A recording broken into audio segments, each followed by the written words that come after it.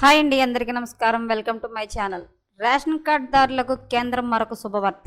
మరొక కొత్త పథకానికైతే ఆమోదం లేటెస్ట్ అప్డేట్ రావడం జరిగింది. సో దానికి సంబంధించిన పూర్తి వివరం చెప్పడం కోసం నేను ఈ వీడియో చేస్తున్నాను. వీడియోని అక్కడ స్కిప్ చేయకుండా పూర్తిగా చూడండి. అప్పుడే నేను చెప్పే సమాచారం మీకు బాగా అర్థమవుతుంది. అలాగే వీడియో నచ్చితే కనుక వీడియోకి లైక్ ఇచ్చి మా ఛానల్ సపోర్ట్ చేయండి. కొత్తగా ఎవరైనా మా ఛానల్ చూస్తున్నట్లయితే కనుక తప్పకుండా సబ్స్క్రైబ్ చేసుకోండి ఫ్రెండ్స్. అప్పుడే నేను పెట్టే మరిన్ని అప్డేట్స్ అన్ని నోటిఫికేషన్కి అయితే వస్తాయి. అలాగే వీడియోని లైక్ చేయడం వల్ల వీడియో కొంతమందికి రీచ్ అయ్యి ఇన్ఫర్మేషన్ మరికొంతమందికి అయితే రీచ్ అవుతుంది. సో లేట్ చేయకుండా వివరాలు ఏంటో చూద్దాం. దేశవ్యాప్తంగా ఉన్న సుమారు 81.35 కోట్ల మంది రేషన్ కార్డుదారులకు కేంద్ర ప్రభుత్వం ఒక తీపి కబురు అందించింది.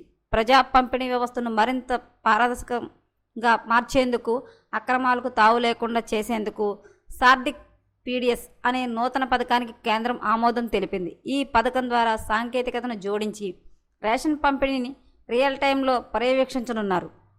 కేంద్ర ఆహార పౌర సరఫరాల శాఖ మంత్రి ప్రహ్లాద్ జోషి ఈ పథకం గురించి కీలక వివరాలు వెల్లడించారు.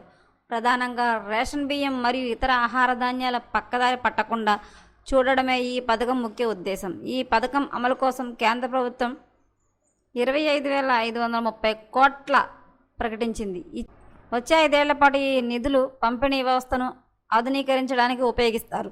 గోధుమల నుండి చౌకధరల దుకాణాలు ఎఫ్ఎస్ వరకు ధాన్యాల ఎలా వెళ్తోంది, ఎంతమందికి పంపిణీ అనే వివరాలను ఎప్పటికప్పుడు ఆన్లైన్లో పర్యవేక్షిస్తారు. దీనికోసం ప్రత్యేక అప్లికేషన్ తీసుకురానున్నారు. అర్హులైన లబ్ధిదారులకు మాత్రమే రేషన్ అందేలా ఆధార్ లేదా బయోమెట్రిక్ ధృవీకరణను మరింత బలోపేతం చేస్తారు. దీనివల్ల నకిలీ కార్డులను చెక్ పడుతుంది. కేంద్ర ప్రభుత్వం అయితే కనుక మరొక కొత్త పథకాన్ని అయితే అమలులోకి తీసుకొచ్చిందండి. దీని ద్వారా అయితే ప్రజలకైతే న్యాయం జరుగుతుందని చెప్పి తెలియజేస్తుంది. సో ఎప్పటికప్పుడు మరిన్ని అప్డేట్స్ కోసం మా ఛానల్ తప్పకుండా సబ్స్క్రైబ్ చేసుకోండి. Thanks for watching.